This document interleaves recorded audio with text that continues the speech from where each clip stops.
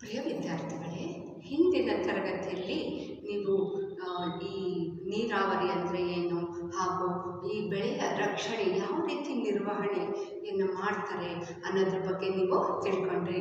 ಈ ದಿನ ನಾವು ಪಶು ಸಂಗೋಪನೆ ಬಗ್ಗೆ ತಿಳಿಯೋಣ.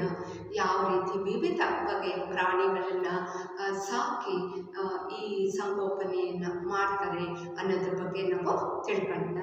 ಈಗ ಮೊದಲಿಗೆ ಈ ಪಶು ಸಂಗೋಪನೆ ಅಂದರೆ ಏನು ಅನ್ನುವಂಥದ್ದು. ಈ ಪಶು ಸಂಗೋಪನೆ ಅಂದರೆ ಜಾನುವಾರುಗಳನ್ನು ನಾವು ವೈಜ್ಞಾನಿಕವಾಗಿ ನಿರ್ವಹಣೆಯನ್ನು ಮಾಡುವಂಥದ್ದು ಆಗಿದೆ.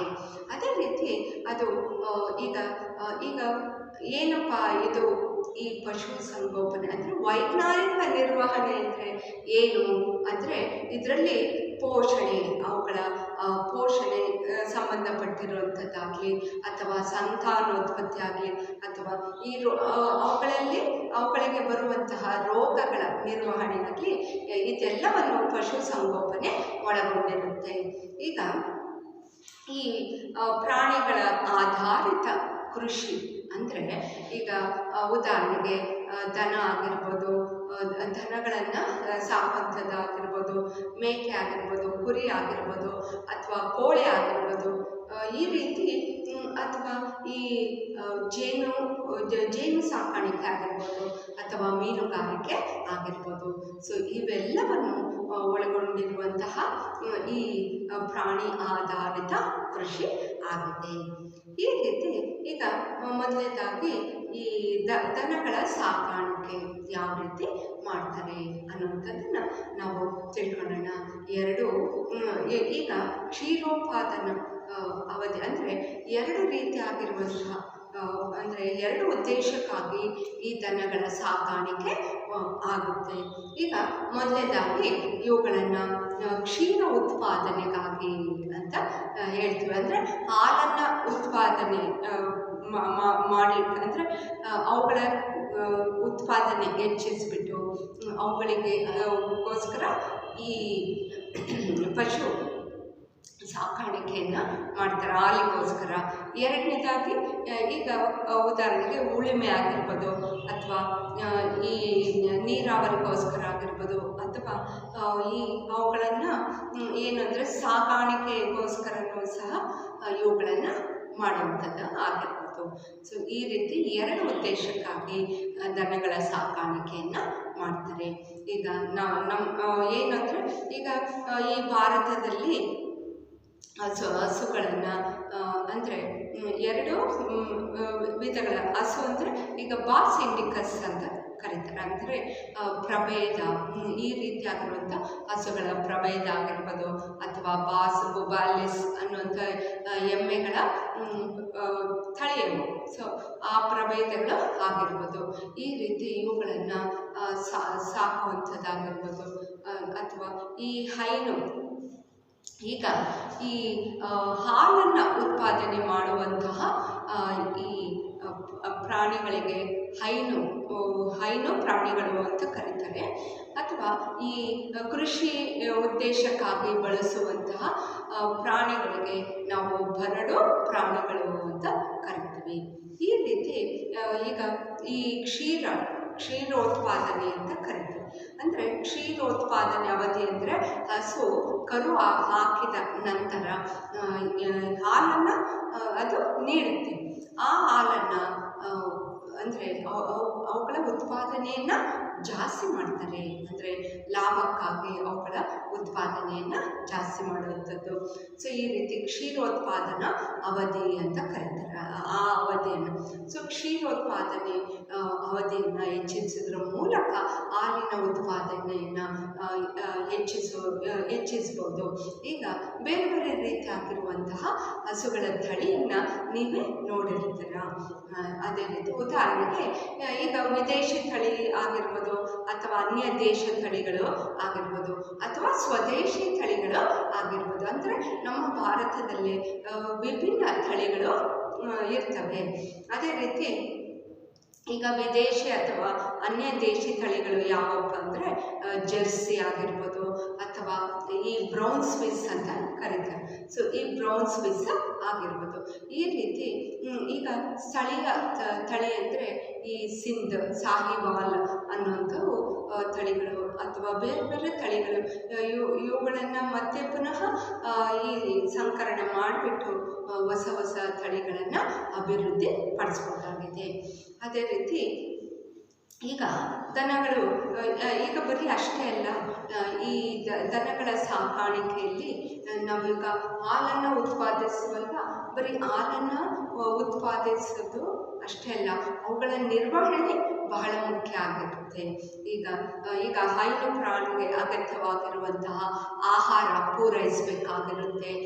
ಅದೇ ರೀತಿ ಈ ಅದನ್ನು ಸರಿಯಾದ ಪ್ರಮಾಣದಲ್ಲಿ ಅಂದರೆ ನಿರ್ವಹಣೆಯನ್ನು ಮಾಡಬೇಕಾಗುತ್ತೆ.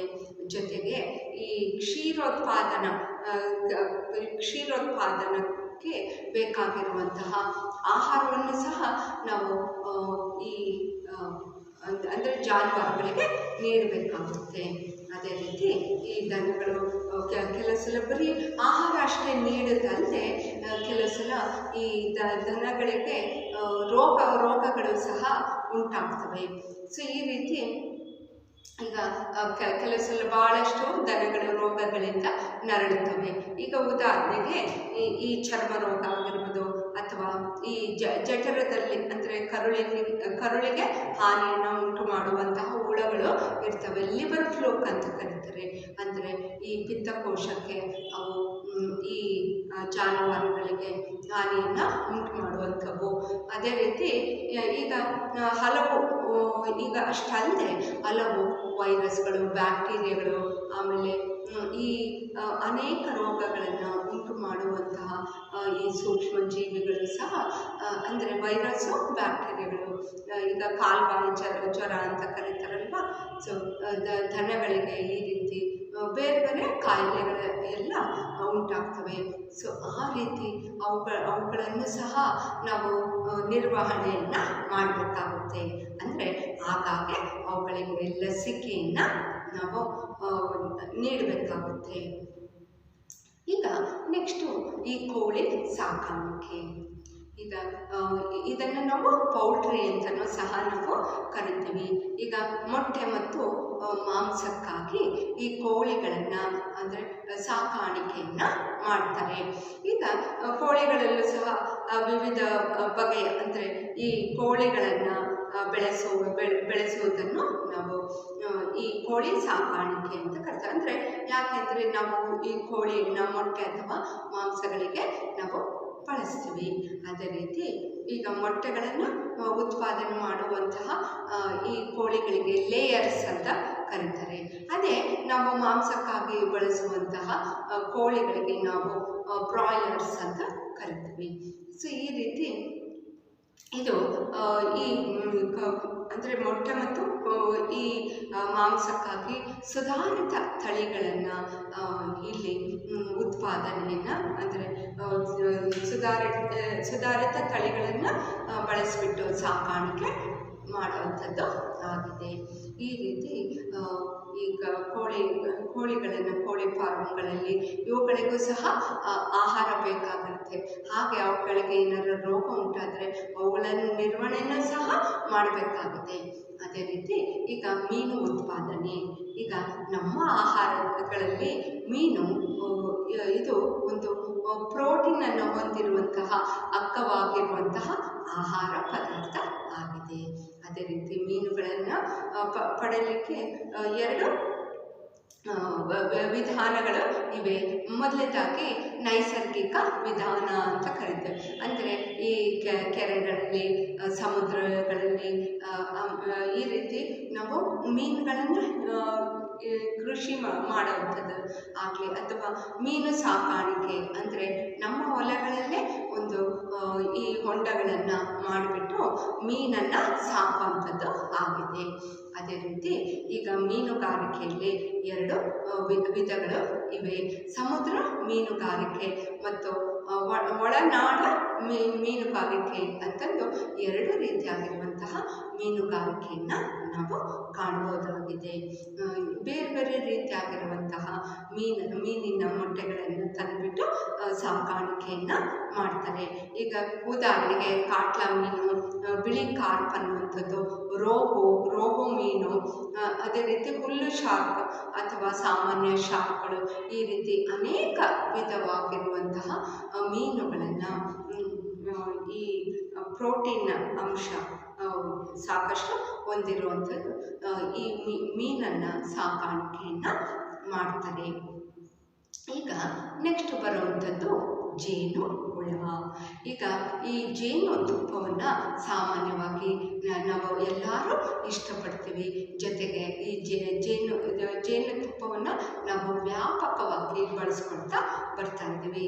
ಪ್ರತಿ ಒಂದು ಚಿಕ್ಕ ಮಕ್ಕಳಿಗಾಗಿ ಈ ಜೇನುತುಪ್ಪ ಅಂದರೆ ಭಾಳಷ್ಟು ಆಸೆ.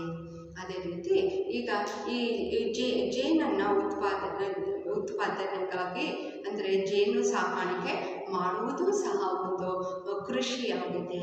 ಅರ್ಥ ಆಯ್ತು ಮಕ್ಕಳೇ? ಸೊ ಈ ರೀತಿ ಜೇನುತುಪ್ಪದ ವಾಣಿಜ್ಯ ಉತ್ಪಾದನೆಗಾಗಿ ಬಳಸುವಂತಹ ಸ್ಥಳೀಯ ತಳಿಗಳು ಯಾವಪ್ಪ ಅಂದರೆ ಎಪಿಸ್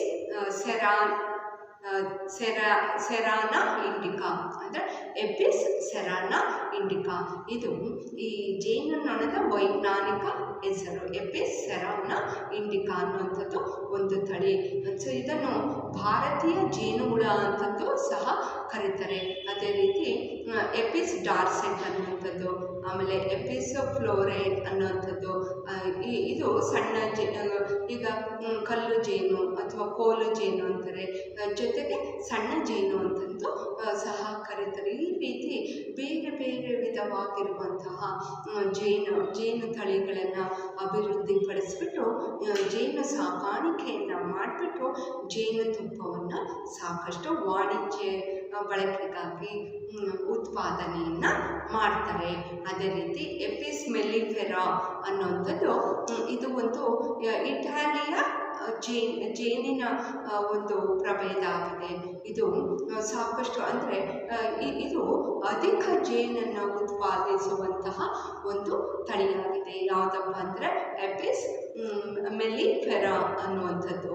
ಸೊ ಈ ರೀತಿ ಈಗ ಇಟಲಿ ದೇಶವು ಅತ್ಯಂತ ಅಂದರೆ ಅಧಿಕ ಜೇನನ್ನು ಉತ್ಪಾದಿಸುವ ದೇಶ ಆಗಿದೆ. ಅರ್ಥ ಆಯ್ತು ಮಕ್ಕಳೇ? ಸೊ ಇಂದಿನ ಪಾಠ ಅಂದರೆ ಪಶು ಸಂಗೋಪನೆ ಬಗ್ಗೆ ನೀವೆಲ್ಲ ತಿಳ್ಕೊಂಡಿದ್ದೀರಾ, ಅರ್ಥ ಮಾಡ್ಕೊಂಡಿದ್ದೀರಾ ಅಂತ ನಾನು ಭಾವಿಸ್ತೀನಿ. ನಮಸ್ಕಾರ.